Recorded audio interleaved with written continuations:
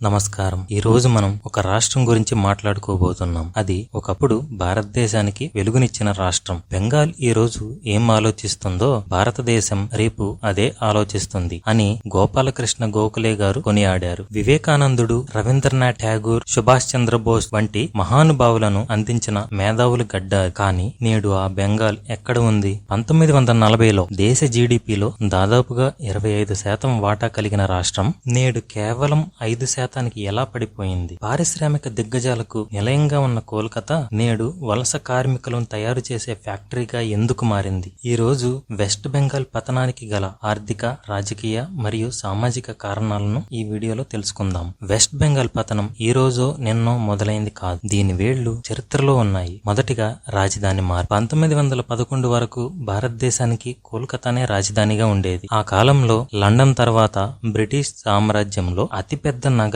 కోల్కతానే. కానీ బ్రిటిష్ వారు పరిపాలనా సౌలభ్యం కోసం రాజధానిని ఢిల్లీకి మార్చారు. అప్పటి వరకు దేశ ఆర్థిక, రాజకీయ కేంద్రంగా ఉన్న కోల్కతా తన పవర్ ను నెమ్మదిగా కోల్పోవడం ఇక్కడి నుంచే మొదలైంది. 1947 విభజన ప్రభావం. దేశ విభజన బెంగాల్ ను భౌగోళికంగానే కాక ఆర్థికంగా కూడా చీల్చేసింది. అప్పట్లో ప్రపంచంలోనే అతిపెద్ద జనపనార పరిశ్రమ ఇక్కడే ఉండేది. అయితే మిల్లులన్నీ పశ్చిమ బెంగాల్లో ఉండిపోతే ముడిసరుకులు పండే పొలాలన్నీ తూర్పు బెంగాల్ అంటే బంగ్లాదేశ్ లోకి వెళ్లిపోయాయి. దీంతో ఒక రాత్రిలో లక్షలాది మంది ఉపాధిని కోల్పోయారు. 1947 మరియు 1971 యుద్ధం తర్వాత కోట్లాది మంది శరణార్థులు సరిహద్దులు దాటి బెంగాల్లోకి వచ్చారు. పరిమితంగా ఉన్న వనరులపై ఈ జనాభా ఒత్తిడి రాష్ట్ర ఆర్థిక వ్యవస్థను చిన్నాభిన్నం చేసింది. చాలా మంది మేధావులు బెంగాల్ పతనానికి కారణంగా 1952 కేంద్ర ప్రభుత్వం తెచ్చిన ఫ్రైట్ ఈక్వలైజేషన్ పాలసీ అని చెబుతారు. ఇది బెంగాల్ మీద జరిగిన అతి పెద్ద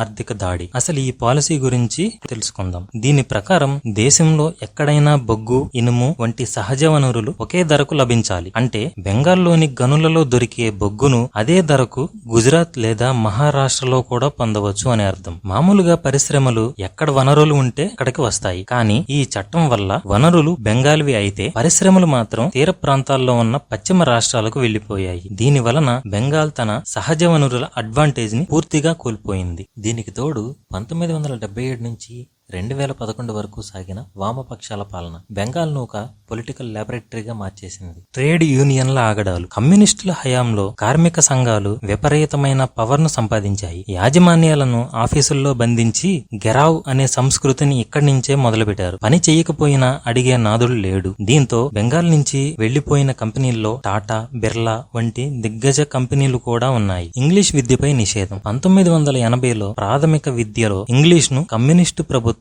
తొలగించింది. దీని వలన ఒక తరం మొత్తం గ్లోబల్ మార్కెట్ లో పోటీ పడలేకపోయింది. ఫలితంగా ఐటీ విప్లవం హైదరాబాద్, బెంగళూరు వంటి ప్రధాన నగరాలకు వెళ్లిపోయింది. కోల్కతా వైపు చూడలేదు. Party society. కమ్యూనిస్టులు వ్యవస్థలన్నింటినీ పార్టీ ఆఫీస్ కిందకి తీసుకొచ్చారు. ఊర్లో ఏ పని జరగాలన్నా పార్టీ అనుమతి ఉండాల్సిందే. పోలీస్ స్టేషన్ నుంచి స్కూల్ టీచర్ దాకా ప్రతి చోట పార్టీ సిఫార్సు ఉండాల్సిందే. ఇదే వ్యవస్థలన్నింటినీ నాశనం చేసింది. తరువాతి కాలంలో 2011లో మా మాటి మానుష్ అనే నినాదంతో మమతా బెనర్జీ అధికారంలోకి వచ్చింది. కానీ పరిస్థితి మారిందా? సింగూర్లో టాటా నానో ఫ్యాక్టరీని అడ్డుకోవడం మమతా బెనర్జీ రాజకీయ విజయమే కావచ్చు. కానీ అది రాష్ట్రానికి తీరని నష్టం కలిగించింది. 1,00,000 కోట్లు వెచ్చించి కట్టిన ఫ్యాక్టరీని పంపడంతో బెంగాల్ పరిశ్రమలకు శత్రువు అనే ముద్ర పడిపోయింది. సిండికేట్ల రాజ్యం. ఇప్పుడు బెంగాల్లో ఏదైనా కట్టాలన్నా, చిన్న వ్యాపారం చేయాలనుకున్నా లోకల్ పార్టీ నాయకులకు కమిషన్ ఇవ్వాల్సిందే. దీన్నే సిండికేట్ రాజ్యం అని అంటారు. తర్వాత కమ్యూనిస్టు హయాంలో మొదలైన రాజకీయ హత్యలు ఇప్పుడు టీఎంసీ హయాంలోనూ కొనసాగుతున్నాయి.